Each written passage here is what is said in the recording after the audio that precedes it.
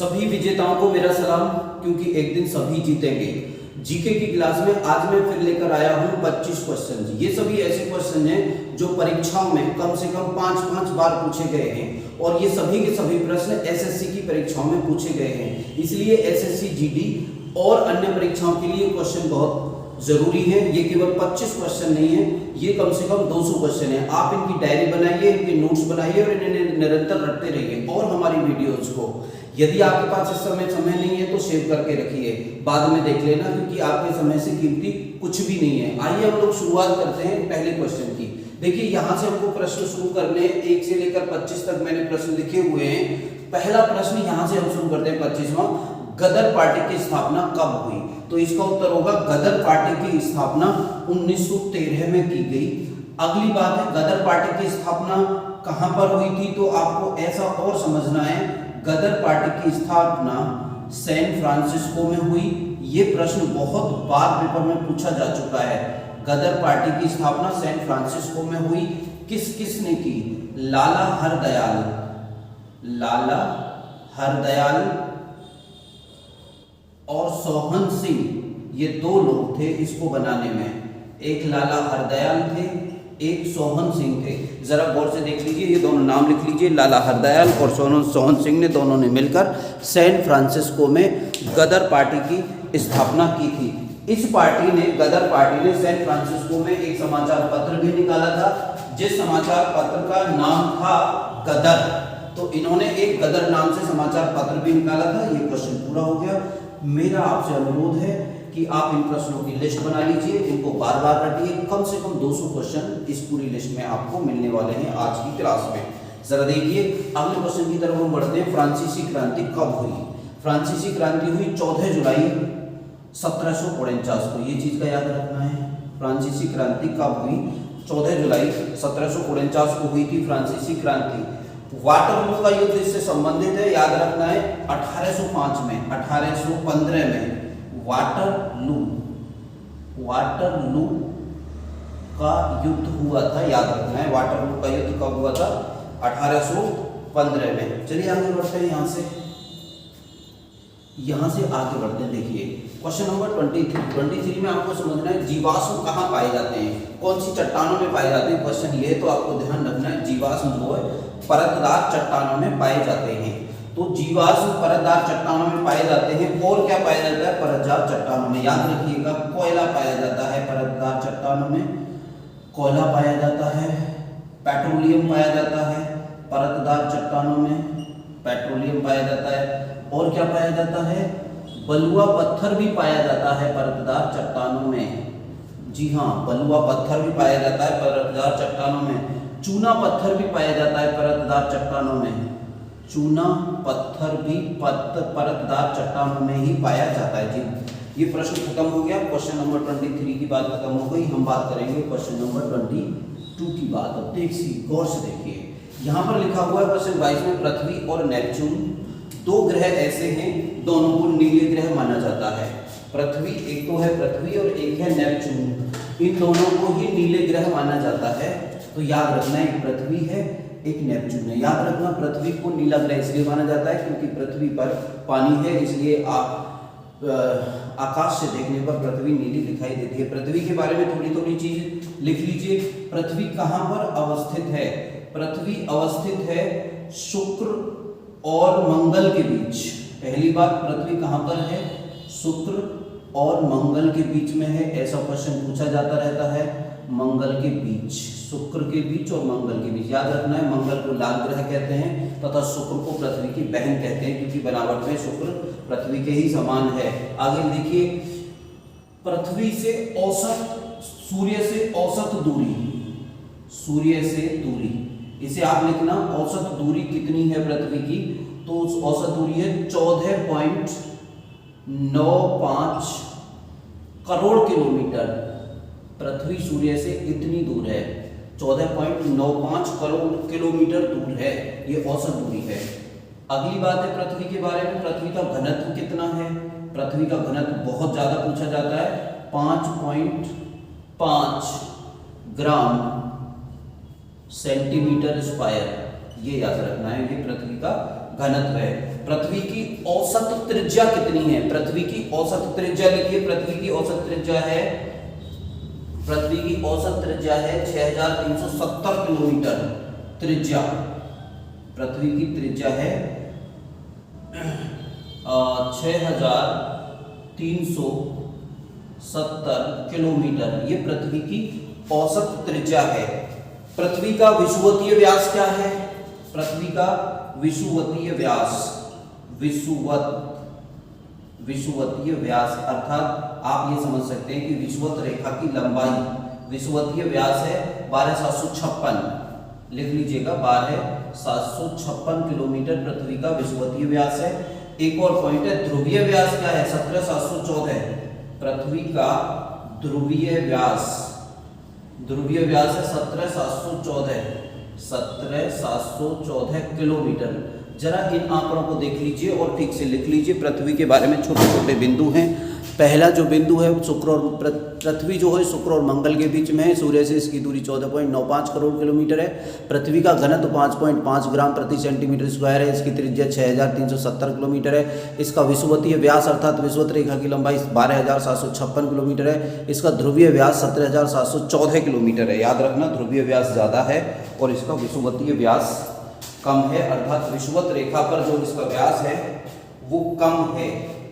तो आप देख रहे हैं, ठीक है। तो दो ग्रह हैं जो नीले दिखाई देते हैं, पृथ्वी और नेपच्यून। पृथ्वी के बारे में ये सारी इंफॉर्मेशन मैंने आपको दे दी है। देखिए, ये सारी इंफॉर्मेशन पृथ्वी के बारे में मैंने और एक्स्ट्रा दी है। यही इसीलिए मैं कह रहा था कि आपको जो यहाँ पर प्रश्न मिलेंगे, इस वीडियो में जो प्रश्न मिलेंगे उनकी संख्या केवल 25 नहीं होगी, उनकी संख्या होगी कम से कम 200। इन सबको अगर आप याद करेंगे तो आपकी पकड़ में वो सारे प्रश्न आते रहेंगे जो सारे प्रश्न पेपरों में पूछे जाते रहते हैं। और यही इस क्लास का उद्देश्य है। आपको अंतिम क्षणों में इन क्लासों का विशेष महत्व होगा। एसएससी जीडी की परीक्षा यदि आप दे रहे हैं, आपके लिए ये क्लासेस सबसे ज़्यादा महत्वपूर्ण है। अपने ज़्यादा से ज़्यादा जानकारों को इन क्लासों तक इन सवालों को आप शेयर कर दीजिएगा। चलिए, यहाँ से हम हटा देते हैं इन चीज़ों को। ये देखिए गौर से। अब आप देखिए, प्रथम राज्यसभा का गठन कब किया गया था? तो देखिएगा, प्रथम राज्यसभा का गठन 1952 में किया गया था। राज्यसभा का गठन, सबसे पहली राज्यसभा का गठन कब किया गया था? 1952 में किया गया था। तो राज्यसभा को जो है पहले क्या कहते थे? Council of states. याद रखना है, काउंसिल ऑफ स्टेट्स कहा जाता था पहले राज्यसभा को पहले क्या कहते थे? काउंसिल ऑफ स्टेट्स के नाम से जाना जाता था। और 1952 में इसका नाम रख दिया गया था राज्यसभा। ये आपको याद रख लेना है। तो पहला जो चुनाव हुआ था, उस चुनाव के बाद राज्यसभा का गठन किया गया। इसका गठन हुआ 3 अप्रैल 1952 को। 3 अप्रैल 1952 ये इसकी डेट है, इसके गठन की डेट है। सबसे पहली राज्यसभा का गठन हुआ 3 अप्रैल 1952, ठीक है। इसकी पहली बैठक जो हुई, इसकी प्रथम बैठक हुई 13 मई 1952 को इसकी प्रथम बैठक हुई। प्रथम बैठक देख लीजिए, राज्यसभा का गठन 1952 में हुआ। राज्यसभा का गठन 3 अप्रैल को हुआ। राज्यसभा की पहली जो बैठक हुई वो 13 मई को हुई। 1952 में इसकी प्रथम बैठक का आयोजन किया गया। ये क्वेश्चन भी खत्म हो गया। चलिए आगे बढ़ते हैं। यदि आप हमारी वीडियोज रेगुलरली देखते हैं तो आप मुझे बताइए, राज्यसभा में अधिकतम कितने सदस्य हो सकते हैं तथा राज्यसभा में राष्ट्रपति को कितने सदस्य मनोनीत करने का अधिकार है? ये मुझे लिखकर भेजिए। वीडियो को पॉज करिए। आगे देखिए, भारत का आर्थिक सर्वेक्षण कौन जारी करता है? याद रखना, यहाँ पर लिखा है आर्थिक सर्वेक्षण, आगे लिखा हुआ है वित्त मंत्रालय। तो आर्थिक सर्वेक्षण कौन जारी करता है? आपको ये याद रखना है, आर्थिक सर्वेक्षण हर साल जारी किया जाता है और उसको जारी करने वाली संस्था का नाम है वित्त मंत्रालय। आर्थिक सर्वेक्षण में क्या होता है? पिछली एक साल में हमारी जो अर्थव्यवस्था है उसने कैसा परफॉर्मेंस किया, इसका ब्यौरा होता है आर्थिक सर्वेक्षण में। प्रश्न खत्म हो गया। यही प्रश्न पूछा जाता है, बहुत बार पूछा गया है। जैसे मैंने बताया, सभी प्रश्न ऐसे हैं जो बार बार पूछे जाते रहते हैं। आगे देखिए, आरबीआई का राष्ट्रीयकरण कब हुआ? तो मित्रों, आरबीआई का राष्ट्रीयकरण किया गया था 1 जनवरी 19 49 को, ये याद रखना है। आरबीआई की स्थापना कब हुई थी? आरबीआई की स्थापना हुई थी 1 अप्रैल 1935 को। 1 अप्रैल 1935 को आरबीआई की स्थापना हुई थी। आरबीआई के सबसे पहले गवर्नर जब बनी थी, आरबीआई का प्रथम गवर्नर कौन था? आरबीआई का प्रथम गवर्नर कौन था? Osborne Smith. Osborne Smith RBI के पहले गवर्नर थे। ऑफ कोर्स अंग्रेज ही बनता, पहला गवर्नर जो बनता वो अंग्रेज ही बनता। एक और है, आरबीआई के प्रथम भारतीय गवर्नर कौन बने? सीडी देशमुख। याद रखना है आपको, सीडी देशमुख। ठीक है, आगे बढ़ते हैं। यहाँ से आगे बढ़ते हैं। ये प्रश्न खत्म हो गया, इसे बढ़ाते हैं। देखिए, वर्णांध व्यक्ति जो कलर ब्लाइंडनेस होती है, वर्णांध व्यक्ति को कौन कौन से रंगों में अंतर नहीं कर पाता है? याद रखना है आपको, लाल और हरा। लाल रंग और हरे रंग का पता नहीं कर पाता है, दोनों में अंतर नहीं कर पाता है वर्णांध व्यक्ति। और वर्णांधता जो होती है ये एक आनुवंशिक रोग है, लाइलाज बीमारी है, इसका कोई इलाज भी नहीं है, आनुवंशिक रोग है। खत्म बात। इसके बाद देखिए, अगला जो महत्वपूर्ण क्वेश्चन आया है, सबसे तेज शरीर में कौन सा विटामिन बनता है? इस बात का याद रखना है, शरीर में सबसे तेजी के साथ बनने वाले विटामिन का नाम क्या है? इसका नाम है विटामिन डी। याद रखना है, शरीर में विटामिन डी जो है सबसे तेजी के साथ बनता है। विटामिन डी जो है हमारे शरीर में, हमारी त्वचा में, ठीक है, धूप में बनता है, सूर्य की किरणों की उपस्थिति में बनता है, धूप में बनता है। और ये इसका जो अच्छा स्रोत माना जाता है, ये किस में पाया जाता है? मक्खन अंडा मछली में। इसका जो स्रोत माना जाता है मक्खन अंडा, अगर खाने की बात करें, अंडा और मछली में पाया जाता है ये विटामिन। ठीक है, बच्चों में इसकी कमी से कौन सा रोग होता है? बच्चों में इसकी कमी से रोग होता है रिकेट्स। बच्चों में इसकी कमी से होने वाले रोग का क्या नाम है? बड़ा पॉपुलर रोग है, रिकेटस होता है। इसमें बच्चों के शरीर में जो हड्डियां होती हैं वो टेढ़ी मेढ़ी हो जाती हैं विटामिन डी की वजह से। और इसमें विटामिन डी की कमी से वयस्क लोगों में भी, बड़े लोगों में भी एक बीमारी हो जाती है। उस बीमारी को क्या कहते हैं? उस बीमारी का नाम है ऑस्टोमेलेशिया। आपको याद रखना है, उस बीमारी का नाम है ऑस्टो। वयस्कों में कौन सी बीमारी होती है? उस बीमारी का नाम है ऑस्टोमेलेशिया।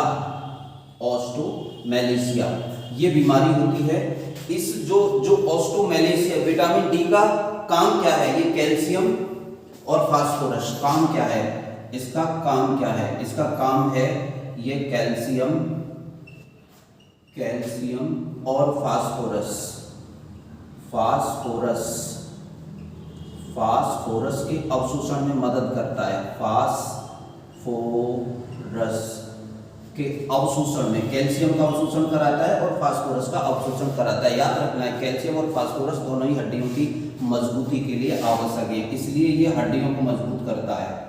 हड्डियों को मजबूत भी करता है। क्यों मजबूत करता है? क्योंकि हड्डियों के लिए ही चाहिए कैल्शियम, हड्डियों के लिए ही चाहिए फास्फोरस। और कैल्शियम और फास्फोरस दोनों को के अवशोषण में मदद करने वाला विटामिन है ये, जिसका नाम है विटामिन डी।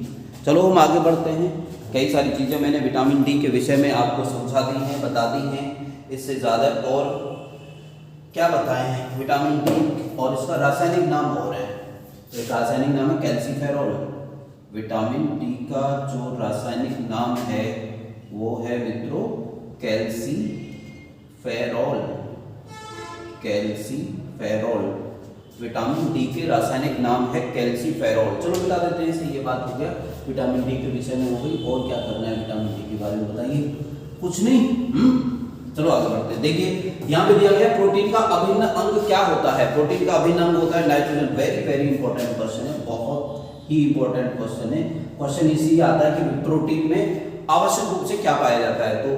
तो सभी प्रोटीन में आवश्यक रूप से नाइट्रोजन पाया जाता है।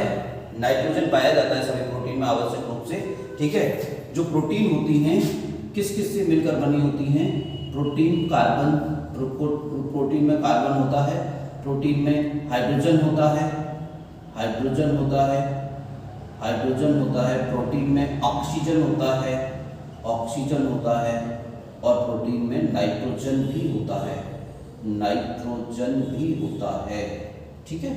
तो ये क्वेश्चन पूछा जाता है, मैंने इसीलिए क्वेश्चन को इस लिस्ट में रखा है कि प्रोटीन का अभिन्न अंग क्या होता है। तो प्रोटीन का अभिन्न अंग होता है मित्रों नाइट्रोजन। बात करें खत्म, आगे चलिए तो ये और क्या है?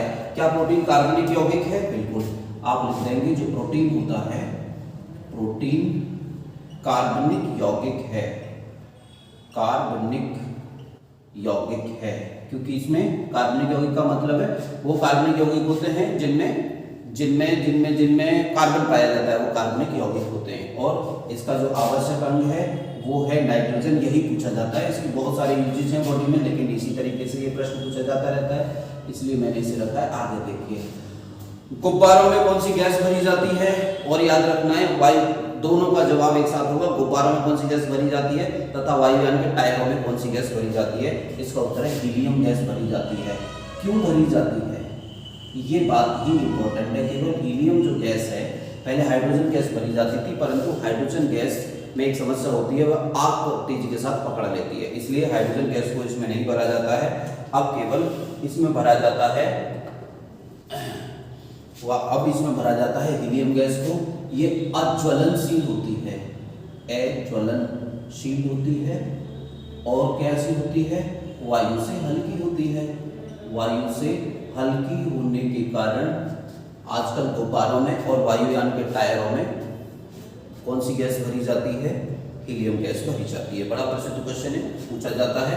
ऐसा तो कई बार पूछा गया है कि ये क्यों, यही क्यों भरी जाती है। 15 क्वेश्चन। अब आगे की बात करते हैं, 25 से 15 तक क्वेश्चन हमने कर लिया। अब यहाँ पर आता है मानचित्र बनाने की कला को क्या कहते हैं? बड़ा प्रसिद्ध क्वेश्चन है। मानचित्र बनाने की जो कला है उसको कहते हैं कार्टोग्राफी। यहाँ पर लिखा है कार्टोग्राफी। जो लोग मानचित्र बनाते हैं, जो लोग मानचित्र बनाने का काम करते हैं, पेशा जिनका मानचित्र बनाने का होता है, उनको कहते हैं कार्टोग्राफर। उनको क्या नाम से जाना जाता है? उनको नाम से जाना जाता है कार्टोग्राफर। बात खत्म हो गई, इतना ही समझना है।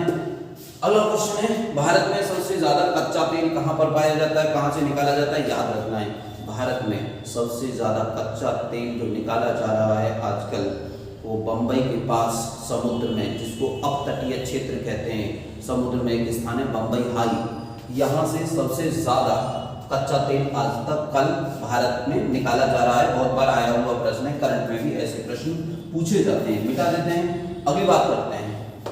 अगली बात करते हैं, क्वेश्चन ये है, क्वेश्चन नंबर 12, कोयले का सबसे बड़ा भंडार कहाँ पर है, कौन से राज्य में है? ये तो याद रखना है, कोयले का सबसे बड़ा भंडार भारत में जो है झारखंड में है। तो पहला राज्य जो सबसे अधिक भंडार है कहाँ है? सबसे अधिक भंडार भारत में कोयले की कहाँ पर है? झारखंड में। और दूसरे स्थान पर उड़ीसा में सबसे ज्यादा कोयले के भंडार हैं। ऐसा क्वेश्चन आपको याद रखना है, यहीं से क्वेश्चन जनरली बने हैं। तो बात करें आगे, चलिए आगे बढ़ते हैं। अगला क्वेश्चन कर लेते हैं। मेरा ऐसा अनुमान है कि आपको ठीक से समझ में आ पा रहा होगा, ठीक है। मैं ऐसी कोशिश कर रहा हूं कि आपको ठीक से समझ में आए और सारी चीज़ों को मैं समझाता चलूं। अगला क्वेश्चन है, भारत में सबसे पहला जैव मंडल रिजर्व कहां पर स्थापित किया गया? तो भारत में सबसे पहला जैव मंडल रिजर्व कहां स्थापित किया गया? देखिए लिखा उत्तर लिखा हुआ है, नीलगिरी में सबसे पहला जैव मंडल रिजर्व स्थापित किया गया। तो ये नीलगिरी, ये जैव मंडल रिजर्व कहां कहां पर फैला है? तो याद रखना है, ये 3 राज्यों में फैला है। भारत का सबसे पहला जैव मंडल रिजर्व नीलगिरी, तो ये है केरल में, केरल और तमिलनाडु और कर्नाटक, 3 राज्यों में जैव मंडल रिजर्व फैला हुआ है, नीलगिरी जैव मंडल रिजर्व। अगला क्वेश्चन है, देखिए अगला क्वेश्चन ये है 10वां, नामदफा नेशनल पार्क कौन से राज्य में है? तो नामदफा नेशनल पार्क अरुणाचल प्रदेश में है। बहुत ही प्रसिद्ध प्रश्न है। नामदफा नेशनल पार्क कहाँ पर है? ये है अरुणाचल प्रदेश में। यदि आपको मालूम है तो वीडियो को पॉज करिए और मुझे बताइए कि भारत का सबसे पूर्वी बिंदु जो कि अरुणाचल प्रदेश में ही है, कहाँ पर है, क्या नाम है उसका, और मुझे बताइए कि भारत का जो सबसे पूर्वी बिंदु है अरुणाचल में है, ये तो मैंने ही बता दिया, और अरुणाचल प्रदेश की राजधानी भी बताइए। और एक क्वेश्चन और बताइए कि अरुणाचल प्रदेश की जो सीमाएं हैं वो कौन कौन से देशों के साथ मिलती हैं, ये भी मुझे लिख कर भेजिए। यदि आपको मालूम है तो नाम से मुझे पता चल जाएगा, जो भी बच्चा इसका जवाब देगा। मैं आपसे ये कहना चाहता हूं कि ऐसे प्रश्नों में ना अगर मैं प्रश्न पूछा करूं तो चाहे गूगल करके आपको उत्तर देना पड़े, परंतु ऐसा जरूर किया करो, इससे आपकी एक्टिविटी बढ़ेगी और आपकी जो माइंड के अंदर जो पावर्स होती हैं उनको सहारा मिलेगा। वो पावर्स आपका जो कहते हैं मानसिक छतरी खुलना प्रारंभ होगी, आप नई नई चीजों को एक्सेप्ट करना शुरू करोगे। तो प्लीज ऐसी चीजों में कोशिश करिए आप अपनी तरफ से। देखिएगा, भारत में एक नदी है जिसको मरुस्थल की नदी कहते हैं। देखिए, भारत में मरुस्थलीय नदी किसे कहते हैं? मरुस्थलीय नदी है लूनी। तो लूनी जो नदी है, लूनी नदी है, ये कहां से निकलती है? समझ लेना, कहां से निकलती है ये नदी? कहां से निकलती है? ये निकलती है राजस्थान से निकलती है। राजस्थान से निकलने वाली नदी है लूनी नदी। ये नदी कहां खत्म होती है? ये नदी पहले कहां खत्म होती है? ये नदी गुजरात में खत्म होती है। गुजरात में खत्म हो जाती है ये नदी। गुजरात में कहां? कच्छ के रण में। गुजरात में एक जगह है कच्छ का रण। कच्छ का रण में ये नदी खत्म हो जाती है। और ये नदी कौन सी पहाड़ी से निकलती है? राजस्थान में। ये नदी राजस्थान में अरावली की पहाड़ी से निकलती है। अरावली की पहाड़ी से निकलती है और इस नदी को मरुस्थल की नदी के नाम से जाना जाता है। और ये नदी एक ऐसी नदी है जो धरती से ही शुरू होती है और धरती पर ही समाप्त हो जाती है। तो कच्छ का रण जो है कोई समुद्र नहीं है, वो एक दलदली स्थान है, वहां पर ये नदी खत्म हो जाती है। ये सारे प्रश्न लूनी नदी के बारे में पूछे जाते हैं। अरावली भारत का सबसे पुराना पर्वत है, सबसे पुराना, दुनिया के सबसे पुराने पर्वतों में से एक है। सबसे पुराना पर्वत है अरावली पर्वत। ये किस प्रकार का पर्वत है? ये अवशिष्ट पर्वत है। अवशिष्ट पर्वत है। अवशिष्ट पर्वत है ये, अवशिष्ट पर्वत है, ठीक है। और यहाँ की सबसे ऊंची चोटी कौन सी है? आप मुझे लिखकर भेजिए कि अरावली पर्वत की सबसे ऊंची चोटी का नाम क्या है, अगर आपको मालूम है तो। ठीक है, इसे मिटा देते हैं, यहां से आगे बढ़ते हैं। अब है नीति निर्देशक सिद्धांत लिए गए हैं। बड़ा महत्वपूर्ण क्वेश्चन है, नीति निर्देशक सिद्धांत कहां से लिए गए हैं? देखिए, इसका उत्तर है नीति निर्देशक सिद्धांत आयरलैंड के संविधान से लिए गए हैं। भारत में कहां से लिए गए हैं नीति निर्देशक सिद्धांत? आयरलैंड के संविधान से नीति निर्देशक सिद्धांतों को लिया गया है। अगली बात है, नीति निर्देशक सिद्धांत जो हैं, नीति निर्देशक सिद्धांत जो हैं संविधान के कौन से भाग में रखे गए हैं? संविधान के कौन से भाग में रखे गए हैं नीति निर्देशक सिद्धांत? इन्हें भाग 4 में रखा गया है। नीति निर्देशक सिद्धांतों को रखा गया है भाग 4 में। कहां से कहां तक रखा गया है जी? इनको रखा गया है अनुच्छेद 36 से 51 तक भाग 4 में नीति निर्देशक सिद्धांतों को रखा गया है। भाग 4 में यहां से यहां तक नीति निर्देशक सिद्धांतों को रखा गया है। नीति निर्देशक सिद्धांतों को रखने का संविधान में उद्देश्य क्या है? इनका जो उद्देश्य है, इनका उद्देश्य है कल्याणकारी राज्य की स्थापना करना। कल्याणकारी राज्य की स्थापना करना नीति निर्देशक सिद्धांतों का उद्देश्य है। इनका नाम भी है राज्य के नीति निर्देशक सिद्धांत। तो ये राज्य के नीति निर्देशक सिद्धांत हैं, तो ये राज्य को निर्देश दिए गए हैं। राज्य को इनके द्वारा निर्देश दिया गया है, डायरेक्ट किया गया है, राज्य को निर्देश दिया गया है। निर्देश दिया गया है कि अर्थात राज्य को डायरेक्ट किया गया है राज्य के कौन कौन से काम होने चाहिए, राज्य भारत में कौन कौन से काम करेगा, ये चीजें दी गई हैं नीति निर्देशक सिद्धांतों में। मैं जो भी बोल रहा हूं वो सारी चीजें जस की तस आप लिख लेना। अच्छा, राज्य क्या करेगा, इसमें एक अनुच्छेद है, इसमें एक अनुच्छेद है 36, अनुच्छेद 36। तो अनुच्छेद 36 में दी गई है राज्य की परिभाषा, राज्य की परिभाषा। हम लोग किसी और दिन इस विषय पर बात करेंगे कि राज्य क्या होता है।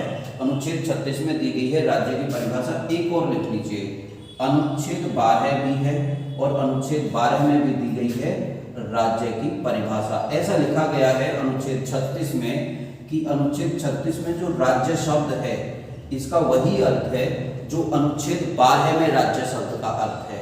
ये क्वेश्चन भी आता है कि राज्य की परिभाषा संविधान के कौन से अनुच्छेद में दी गई है।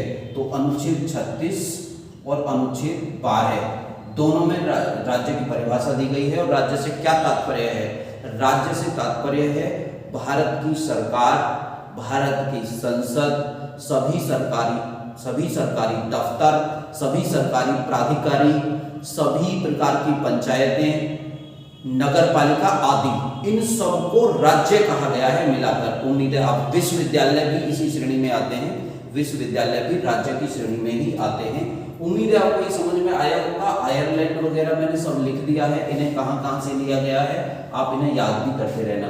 अब आप मुझे क्वेश्चन में लिख रहा हूँ आपके लिए, और मुझे बताना कि संविधान का भाग 1 में क्या है, संविधान के भाग 1 में क्या है, संविधान के भाग 2 में क्या है, संविधान के भाग 3 में क्या है, संविधान के भाग 4 में तो हमने दिया ही बताया ही है अभी नीति निर्देशक सिद्धांत, और संविधान के भाग 4K में एक और है संविधान का भाग 4K।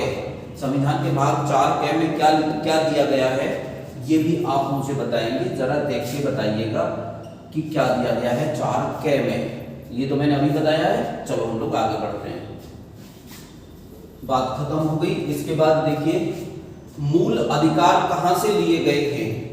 तो भारत के संविधान में मूल अधिकार कहां से लिए गए हैं, मूल अधिकारों को लिया गया है USA के संविधान से, अर्थात कौन सा संविधान, अमेरिका के संविधान से मूल अधिकारों को लिया गया है।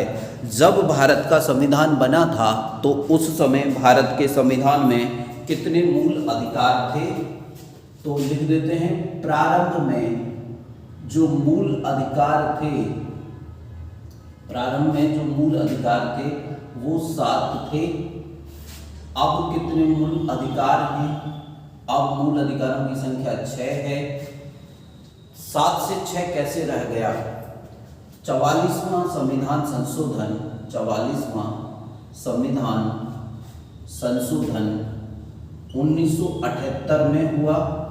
इसके द्वारा संपत्ति का जो मौलिक अधिकार था, संपत्ति का मूल अधिकार, संपत्ति का मूल अधिकार को कानूनी अधिकार बना दिया गया, कानूनी अधिकार बना दिया गया। तो 1978 से पहले संपत्ति का अधिकार मौलिक अधिकार था, उस समय 7 मौलिक अधिकार थे भारत के संविधान में। अब भारत के संविधान में केवल 6 मौलिक अधिकार हैं। 7वां मौलिक अधिकार जो कि संपत्ति का अधिकार था उसको 1978 के संविधान संशोधन के द्वारा खत्म कर दिया गया और उसे कानूनी अधिकार बना दिया गया। अगला बात है सबसे बड़ा संविधान कहाँ का है, सबसे बड़ा संविधान भारत का संविधान है। दुनिया में इतना बड़ा संविधान किसी भी देश का नहीं है, सबसे बड़ा संविधान है भारत का। भारत का संविधान लिखित भी है। अगली बात, भारत में संविधान को कब अपनाया गया, बड़ा प्रसिद्ध क्वेश्चन है। भारत में संविधान को अपनाया गया 26 नवंबर 1949 को भारत के संविधान को अपना लिया गया था। इसी दिन भारत के संविधान के कुछ भाग भी लागू हो गए थे, परंतु संविधान के सभी भाग पूर्ण रूप से संविधान लागू, भारत का संविधान लागू कब हुआ था, तो ये बात है 26 जनवरी 1950 को भारत का संविधान पूरे तरीके से पूर्ण रूप से लागू हुआ था, पूर्ण रूप से लागू हुआ था। चलिए आगे बात करते हैं। ये बात है, भारत में सबसे पहले तोप खाने का प्रयोग किस राजा ने किया था? भारत में सबसे पहले तोप खाने का प्रयोग मुगल वंश के संस्थापक बाबर ने किया था। ये क्वेश्चन नंबर कौन सा है? चौथा। तो बाबर ने किया था भारत में सबसे पहले तोप खाने का प्रयोग बाबर, ठीक है। बाबर ने और क्या किया था? बाबर ने एक मुबैयान, ये भी लिख लेना, मुबैयान नाम से एक पद्य शैली, लेखन शैली की प्रारंभ की थी, पद्य शैली प्रारंभ की थी। और बाबर ने कलंदर की उपाधि धारण की थी। बड़ा प्रसिद्ध क्वेश्चन है, बहुत आता है। बाबर ने कलंदर की उपाधि धारण की थी। बाबर ने जिहाद का नारा दिया था भारत में, यह भी क्वेश्चन आता है। जिहाद का नारा किसने दिया था? जिहाद का नारा भी बाबर ने दिया था। बाबर को भारत पर आक्रमण करने के लिए बाबर को बुलाया, तो बाबर को आक्रमण करने के लिए, भारत पर आक्रमण करने के लिए दो लोगों ने बुलाया। किस किस लोगों ने बुलाया? तो पहले व्यक्ति का नाम तो है दौलत खां लोधी, दौलत खां लोधी। और दूसरा है राणा सांगा ने बुलाया था, राणा सांगा। दौलत खां लोधी पंजाब का राजा था और राणा सांगा जो था ये मेवाड़ का राजा था। इन दोनों ने बाबर को भारत पर आक्रमण करने के लिए बुलाया था। बाबर ने भारत पर जब आक्रमण किया तो भारत पर कौन से वंश का शासन था? तो उस समय भारत पर लोधी वंश का शासन था, लोधी वंश का शासन था। बाबर ने भारत पर कब आक्रमण किया? बाबर ने भारत पर 1526 ईस्वी में आक्रमण किया था। ये तो बाबर के बारे में छोटी छोटी चीजें मैंने लिखवा दी हैं। हर चीज को आपको याद कर लेना चाहिए, हर चीज को याद कर लेना, बहुत ही इंपॉर्टेंट चीजें हैं सारी की सारी। जरा देखिए, कोणार्क के मंदिर के देवता का नाम क्या है? सूर्य। कोणार्क में जो मंदिर है उसके देवता है सूर्य। जैन साहित्य को किस नाम से जाना जाता है? तो जैन साहित्य को कहते हैं आगम। जैन साहित्य को कहते हैं आगम। जैन साहित्य का नाम है आगम और इन्हें इसी को अंग भी कहा जाता है। जैन साहित्य को अंग भी कहते हैं, आगम भी लिखा है और अंग भी लिखा है, जैन साहित्य को कहते हैं। ठीक है, अगला क्वेश्चन है जो पहला वाला है, गौतम बुद्ध का जन्म कहाँ हुआ था? देखिए कर लेते हैं बात। गौतम बुद्ध का जन्म हुआ था लुम्बिनी में। गौतम बुद्ध का जन्म कहाँ हुआ था? गौतम बुद्ध का जन्म हुआ था लुम्बिनी में। गौतम बुद्ध का जन्म किस वर्ष हुआ था? 563 ईसा पूर्व। 563 ईसा पूर्व महात्मा बुद्ध का जन्म हुआ था। इन्हें एशिया का ज्योतिपुंज कहा जाता है। एशिया का ज्योतिपुंज कहते हैं, एशिया का ज्योतिपुंज कहते हैं। इन्हें अंग्रेजी में कहेंगे तो लाइट ऑफ एशिया, इन्हें कहा जाता है लाइट ऑफ एशिया। और क्या जानना चाहिए? इनके गृह त्याग की घटना को, इन्होंने जब घर त्यागा था, इन्होंने जब अपना घर त्यागा था और साधु बन गए थे, तो इसे कहा जाता है महाभिनिष्क्रमण की घटना को कहते हैं महाभिनिष्क्रमण। गृह त्याग की घटना को कहते हैं महाभिनिष्क्रमण। इनके जो मृत्यु है, इनकी जो मृत्यु की घटना को कहते हैं इस धर्म में महापरिनिर्वाण। याद रखना है, महापरिनिर्वाण। ठीक है, इनके पूर्व जन्म की कहानी, पूर्व जन्म की कहानी को क्या कहते हैं? इनके पूर्व जन्म की कहानियों को कहते हैं जातक। आपने सुना होगा जातक कथाएं, तो ऐसा भी प्रश्न आता है कि जातक का संबंध किस धर्म से है। महात्मा बुद्ध के कई सारे जन्म हुए थे ऐसा माना जाता है। महात्मा बुद्ध के पूर्व जन्म की कहानियों को कहा जाता है जातक। और जो इनका बौद्ध साहित्य है, बौद्ध साहित्य, बौद्ध धर्म का जो साहित्य है, बौद्ध साहित्य को कहते हैं त्रिपिटक। त्रिपिटक कहते हैं। ये सारी जानकारी हमको महात्मा बुद्ध के बारे में रखनी है। मित्रों, वीडियो खत्म हो गई है। मैं ये मानकर चल रहा हूँ कि आप इसे बहुत अच्छा समझ पा रहे होंगे। इसके नोट्स बनाइए, लिखिए, याद करिए। वीडियो खत्म करते हैं, अगली वीडियो आएगी कल। जय हिंद, हिंदुस्तान जिंदाबाद।